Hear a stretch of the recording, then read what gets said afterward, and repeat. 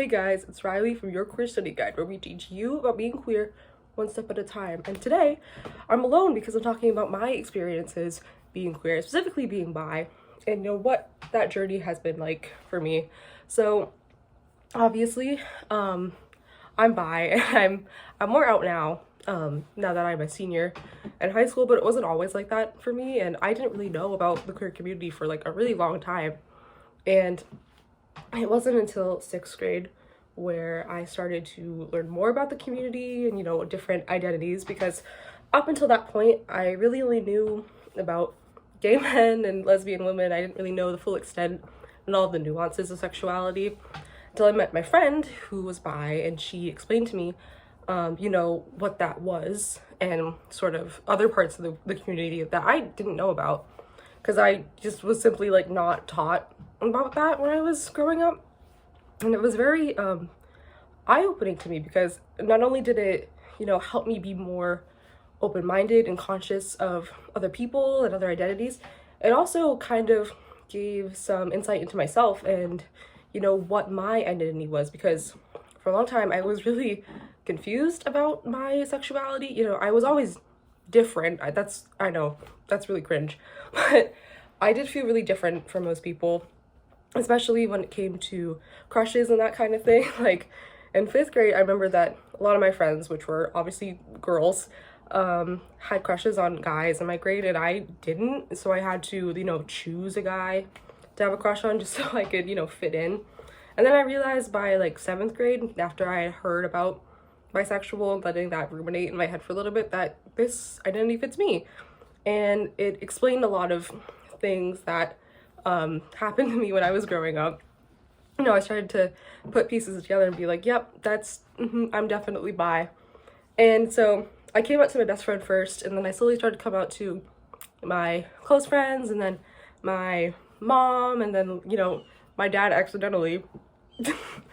And then, yeah. And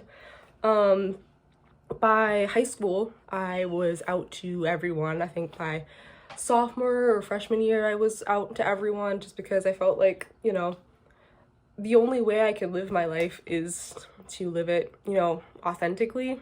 And that started with, being open about my sexuality. And I know it's hard for a lot of people to come out because it's such a, personal part of yourself. But I think when you do get to a point where you're comfortable, sharing that with people, especially people that aren't, you're not close with, that's a really important step into, I think like happiness and, finding yourself and like understanding who you are as a person.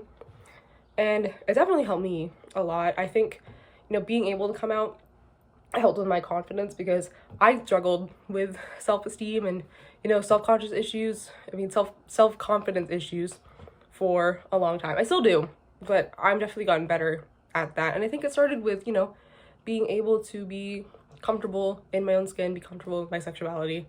And of course that journey is different for everyone. I, figured out that I was bisexual at a very, I would say, a pretty early age.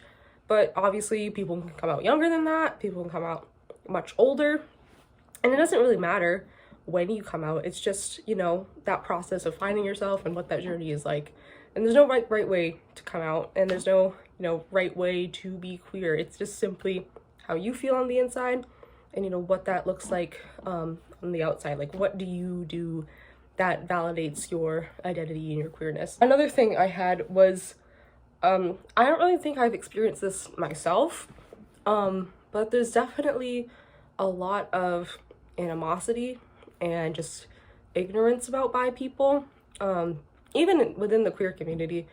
There's a lot of discussion that bi people are just, like, we can't pick a side, like we can't pick one person to like, or like we're doing it to fulfill certain like desires and stuff. And that's not what being bi is. It's simply just, I like guys and girls, and there's not anything crazy than that. It's just, I like guys and girls, and there's like nothing wrong with that. Also, people, think that it's a 50-50 split of, liking guys and liking girls. I'm like, it's not. Like, when I, you know, first came out, I liked girls more than guys, and then, you know, I had a girlfriend and stuff, and then after I, you know, switched, and I like guys more than girls. And yeah, there's nothing wrong with that. You know, it's like, you know, sexuality is very fluid, even if you have a label attached to it. And honestly, sometimes labels don't even work for how you feel on the inside. It's just really, you know, what do you feel most comfortable with? And, you know, there's a lot of biphobia within the queer community, like people saying that we're not actually queer, but there's a B in LGBTQ for a reason, because bi people are queer. And, you know, we're just as queer as lesbians or gay people. It's like we're all queer. It's a community for a reason, because there's so many different identities and different, you know, like ways to express yourself as a queer person.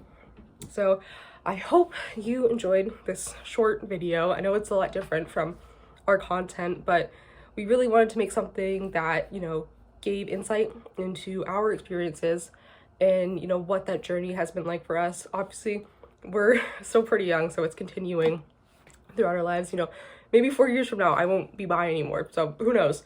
But this was very informative, and if you like this video, make sure to like, subscribe, and hit that notification bell for more Your Queer Study Guide. Also, if you have any suggestions or comments, if you have any suggestions or topics that you would like to see us, you know, talk about in a future video, our comment section is always open, and we're willing to listen to all of your ideas. So we'll see you in the next video. Bye-bye.